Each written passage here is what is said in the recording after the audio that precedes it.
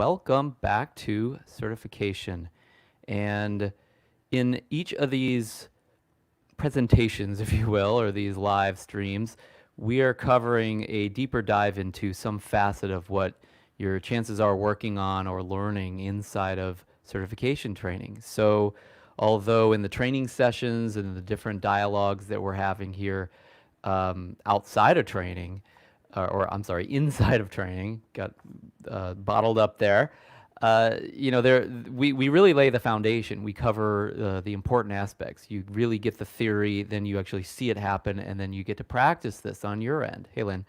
And but in these live streams and these little extra discussions, we get to go deeper, get in more detail, and cover some facets that maybe we just didn't have time for during our training sessions, and that may not come from your other work and discussions that you have with your fellow coaches and mentors as well. So let's get into it. This is day 4 of your first week of certification. And today we're going to cover actually a really critical and important part of what you get in certification. And this is something that is way kind of undervalued, I think, by a lot of coaches. And I just really want to work to turn that around today and give you some details out as to how to take advantage of what's provided to you during certification. So let's go ahead and run right into using apprenticeship to master coaching. So apprenticeship is just a fancy way of saying studying under a master, working with a master, alongside a master. Now, you might say, well, isn't that like a teacher? And yeah, I mean, an apprenticeship may include some learning, there's no doubt.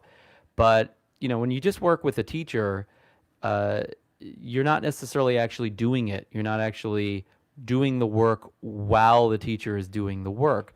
You're just maybe getting knowledge or skills that you're onboarding onto yourself, and then you walk away, and then it's like, good luck, happy trails.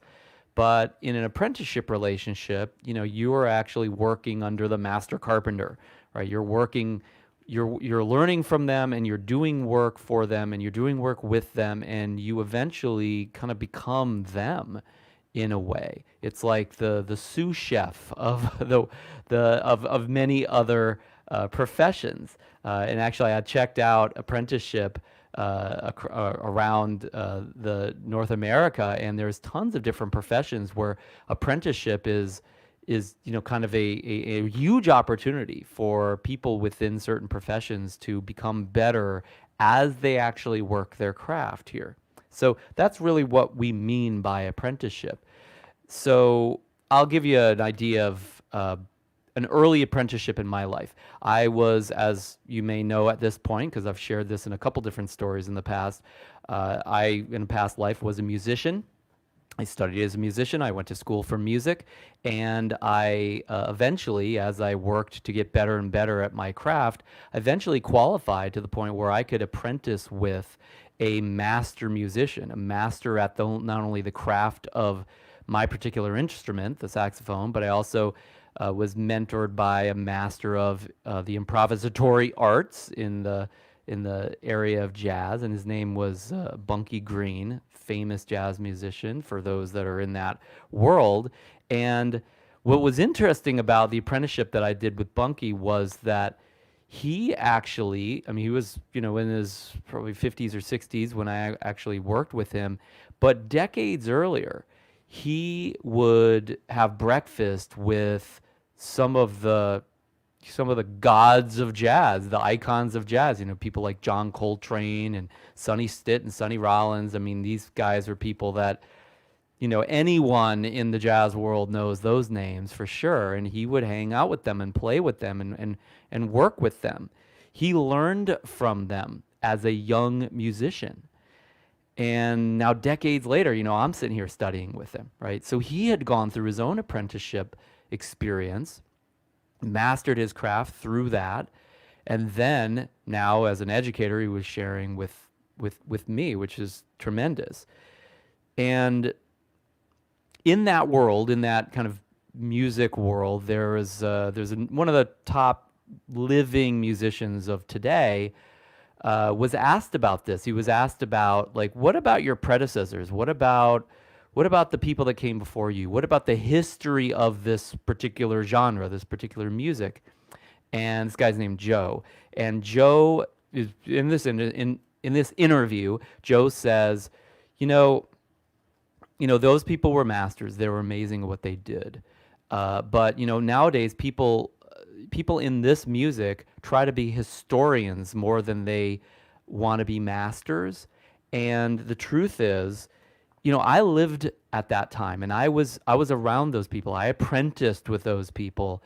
And the truth is that it was in that music, that style, that approach to communicating through improvisation and through our particular instruments, that particular style that everybody's like trying to copy today, because it's kind of, jazz has become like classical music. It's like you got to play the Bach, you got to play the Beethoven, you have to. Those are the styles and the particular types of music that you must master, or else you're looked down upon. Like you're not okay. And so jazz has become like that too. We're like, well, we have to, play like this particular musician. You have to understand Duke Ellington. You have to be these people basically, and they're not around anymore, right? And so he said this. He said, it was in the air then. It was in the air then. You couldn't replicate it. You were either there or you missed it. And I don't think that just applies to music. I don't think that just applies to, one particular performance art. Coaching is another performance art. And so if you weren't around at the time of Napoleon Hill, or you weren't around in, the beginnings of, like, I don't know, like Scientology or a whole variety of other movements that actually were kind of where coaching came from, fortunately or unfortunately, then, you missed that. Like, you can learn the logic of it. You still should study kind of where the history of this and the lineage through which you and your art has now passed. I mean, you should know your histories, no doubt. But to try to be it, you're just going to fail, because it was in the air then. You were either there or you missed it. And so what's been passed down to us is an extension of all that, but it's not that. We've got to inhale the air that's around us now. We've got to study and apprentice through the masters of today, not just the masters of yesterday, because the masters of yesterday aren't here. They're not here for us to apprentice under. Does that make sense? So I don't think it's just for music that's a great statement. I think that's for us as coaches as well, that you got to take what's in the air right now. And yes, study the greats, but if you're not going to interface with them directly, interface with a master. Find a master and interface with them. And so here's the point of this whole kind of explanation, and we'll get into some models and some how-to in just a few minutes.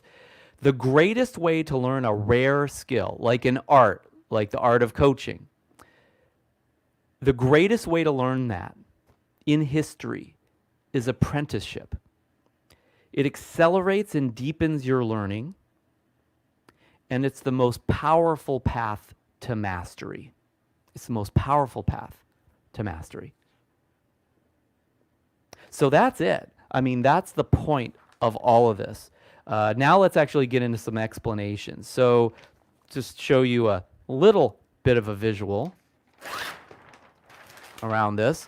So think about any, like, for instance, this is a fish. It's my best rendition of a fish. Think about any animal. An animal needs certain surroundings to survive. I mean, so a fish, I've got the wrong color here, but you will get the idea. Fish needs certain inputs. It needs to be in water, right? Needs that, to breathe, right? A fish needs a very specific type, of food that it can eat, right? Fish needs other fish, I'm sure, around it, right? That it can pal up with and mate with or whatever, right? So this fish requires an environment. And by the way, as this fish evolved, this fish was in an environment at the time that it evolved into the whatever fish it is today. And that environment actually shaped this fish, because certain fish couldn't survive in that environment. They're not here anymore. But this fish lived, to procreate and create additional fish, right? So this fish needs those inputs from the environment that shapes the fish. And then the fish then can ultimately kind of shape and have an impact on the fish's environment as well. But this animal needs certain surroundings to survive. If it doesn't have those surroundings, the animal doesn't even live. And with other surroundings that might be missing, this animal may not flourish. So if you, metaphorically speaking, want to grow the animal of being a master coach, you really want to grow that, then there's an environment that's going to shape you. Your greatness as a coach requires a community, which is part of the water that you live in. It requires the people around you that are going to shape you as the master coach that you could be. That greatness that you're looking for requires some inputs to survive and ultimately to thrive and flourish. So I'll give you a couple tips here. Your community, your kind of water that you live in inside of this training consists of your fellow trainees, and then also consists of your master coaches. And of course, myself as your trainer officially, right? So you have groups that you're invited to, that you're a part of, your master coaches run. So number one, talk in your groups, like actually speak up, share. That talking about what you've been learning and experiencing and what you've been confused by and challenged with, that deepens your learning. Learn from each other's breakthroughs as well as others share. Think about it and ask this question: how does that apply to me?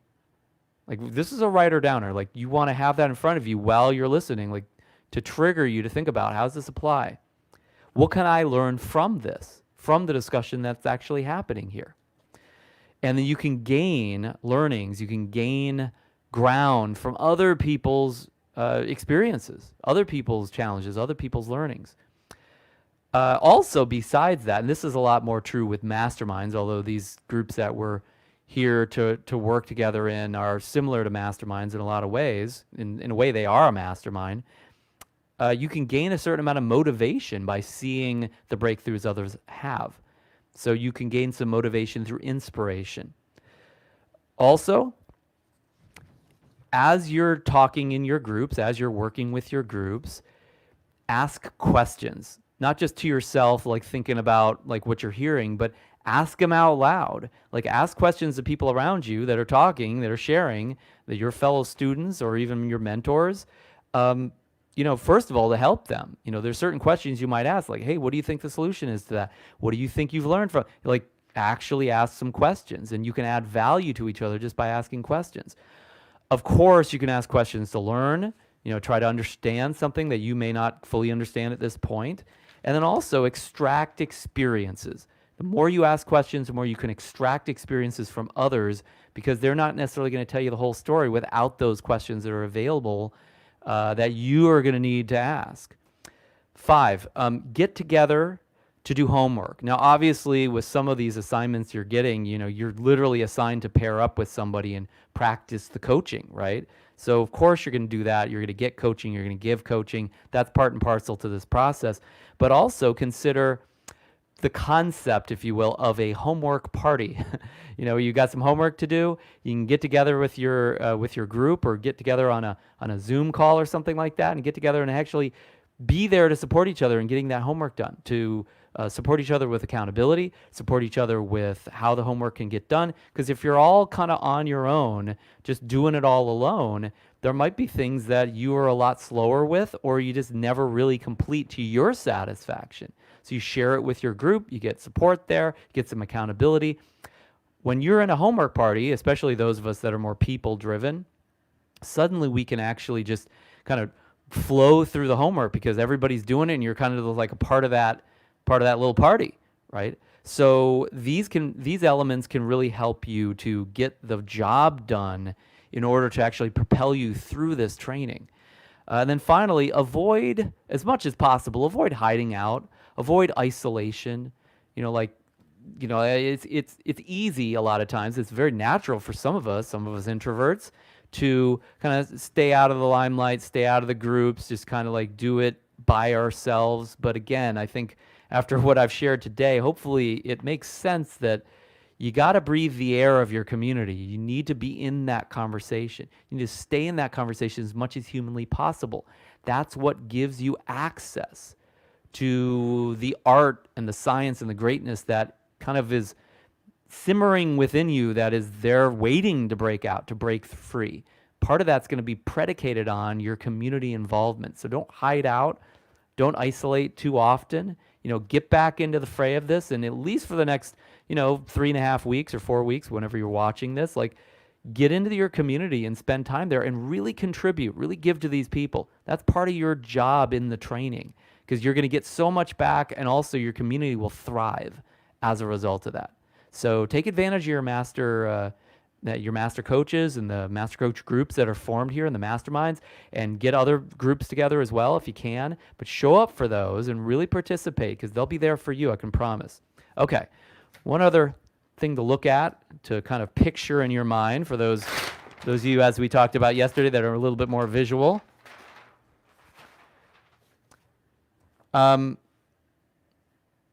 There are, when we're in a community, let's say this is you, right? When we're in a community, we are immersed in other people, right? Now, you're going to get all sorts of different experiences in this community. You're going to have experiences that are positive and negative. You're going to have experiences that really pull you forward, and experiences that are challenging for you, no doubt. That's part of being a part of a community. So you're going to have some ups and downs. But I'll give you another example. Decades ago, there was a particular training, very famous training in the personal growth field, where once you entered the training, you were invited into the training. Once you entered in, they locked the doors. They'd section you off so you kind of couldn't get out, right? They wouldn't even let you out to go to the bathroom, right? And then they'd surround you with staff members. They'd surround you with all these people that were, they were pretty indoctrinated, that already drunk the Kool-Aid a little bit. And so you were in the center of this. You can't leave, you're kind of blocked from that. And not only that, but everywhere you went, there was another person that, was kind of carrying the torch of what was being taught, right? So they were locked in. There was really intense coaching and sharing going on in this community. And even though a lot of people had some really negative things to say and feel and kind of project about that particular world, that particular community, actually, in a way, kind of still going strong today, caused tons of transformation for these virgins, these newbies that were going into this environment. They were willing to kind of run the gauntlet of that. And the primary reason is not because they locked the doors and didn't let them go to the bathroom. The primary reason is because this community around them were people that already had breakthroughs, already kind of knew the landscape. They knew the minefield that they were facing. And so they put everything they could into this individual, into these newbies that were coming in. And guess what happened? There were tons of transformation going on. And this is something called EST. Werner Erhard created that training set, and it eventually evolved into something called landmark education. And so, it wasn't the kind, gentle version of it that you'll see today if you ever check those out, but they've been regularly accused of being a bit of a cult, and you can see why. I mean, look at this. Looks like a cult to me, right? But there's a reason why this works. There's some value there. And, we won't want to get caught up in a kind of a negative cult that would have us do or create things that are not good for us or others, of course. I mean, those are the connotations of cult that we want to avoid. But the cult of creating what you want, that sounds like a pretty good cult to me, right? So the point is that somebody invited into that environment who, of their own free will, were actually, a willing participant in that world. They transformed like crazy if they stuck around in that community. And that wasn't always easy. It wasn't all strawberries and rainbows, right? I mean, this was a very intense environment. So for better or for worse, it created tremendous growth for people. And I've been in that environment myself for several years, and I learned a ton from it.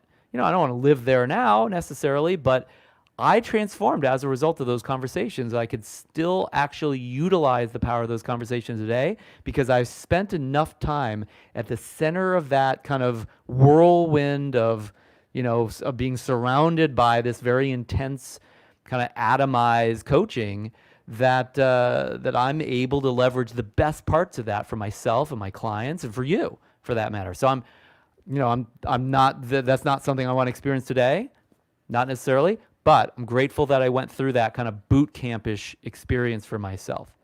And I made my way through that by participating as much as I could humanly do at the time, which was quite a bit. I mean, it was a pretty harrowing experience.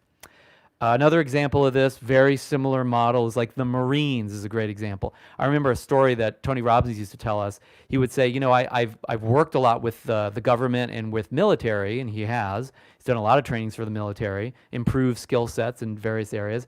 And Tony was hanging out with, I think it was like Norman Schwarzkopf or one of those generals from the 80s and 90s, and he's in the on the jet or on the in the helicopter, kind of going to boot camp, and they're soaring over boot camp, and they see all the Marines, doing their exercise and everything, and Schwarzkopf says, Tony, I'm really kind of wondering. I'm curious, but I'm also kind of sad about this. And Tony's like, what?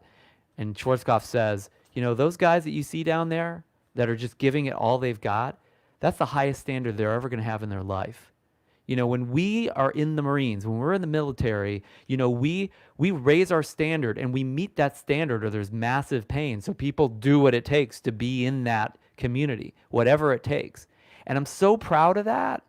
But I also know that most of those kids, after they're done, after they've been through boot camp, they go into special forces or whatever kind of accolades they receive and experience, once they walk away, their standards are going to go down.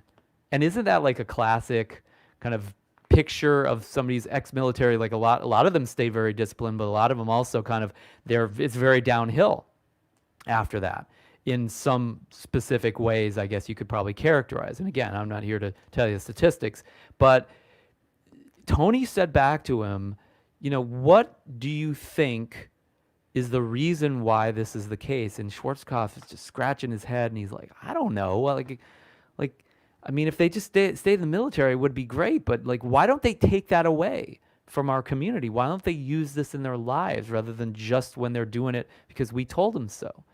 And Tony said back to Schwarzkopf, he said, because your environment is what shapes you. Because you will gravitate to the expectations of your peer group that's around you. You will become whoever your peer group makes you into through their expectations and the pressure and the support and the resources that are given, because that's where all that stuff comes from. That's where all your motivation comes from. That's where all the resources comes from. That's what all the beliefs and knowledge and mindsets come from. It comes from each other. Whatever Marine Corps that you're in, that's where you got most of what makes you you. So our environment is what shapes us, but more specifically, our peers we gravitate to, and the quality of our life and the results in our life eventually becomes whatever our peer group supplies us. For 99 of 100 people, very few exceptions to that rule. And Schwarzkopf says, you're right.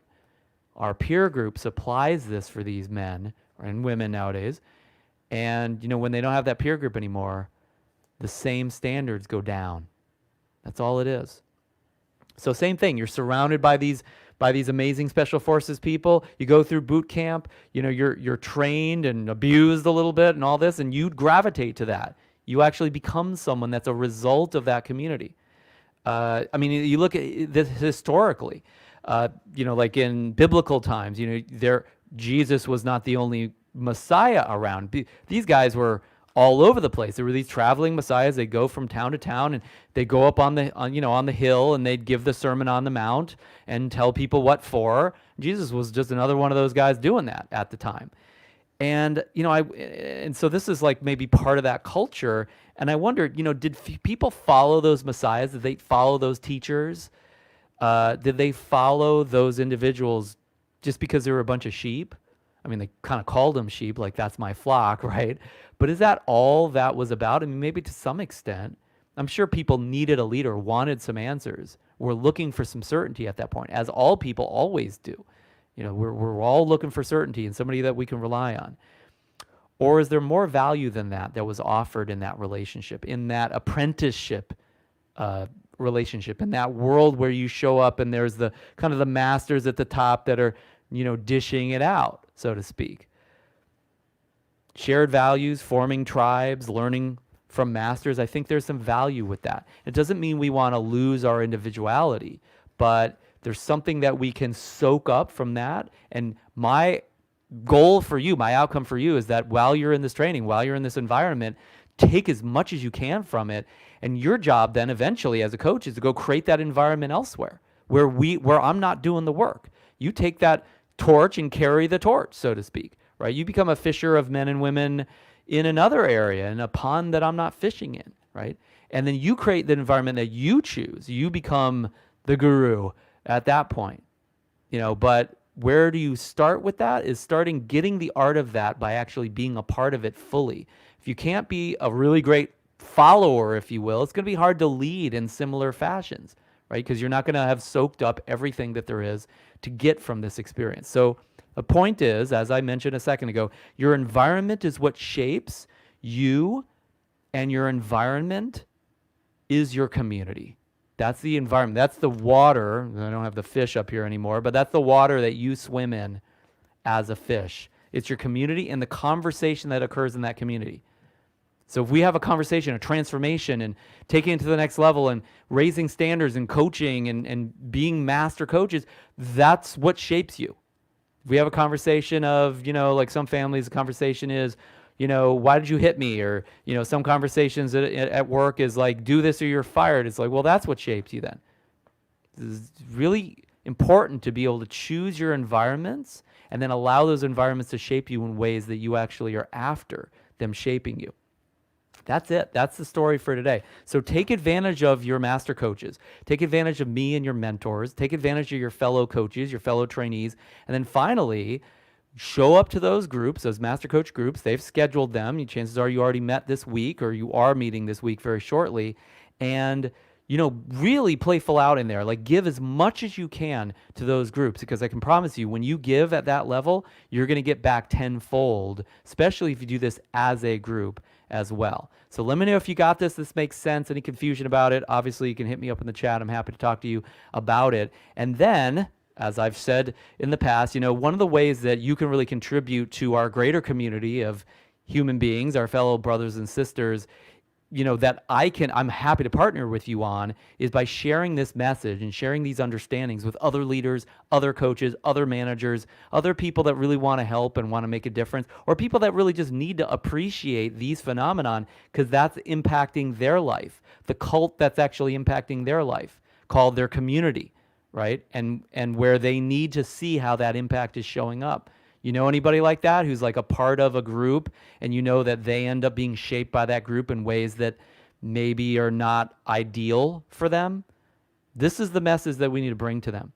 And so if you like this video, wherever it is, or this conversation right now, if you can share it with whomever, you can email it, share it, whatever, especially on YouTube, the algorithm loves that. We can get this message out to more people and make that kind of difference in a way that I know is going to make an impact on those individuals. And you could be my partner in that. I definitely would be grateful if you did that. Bottom line is, though, I'm here to serve you first and foremost. So when we get into training, let's talk about these things and bring it up in the chat as well. And I will talk to you in day 5 of week 1 of coach certification training.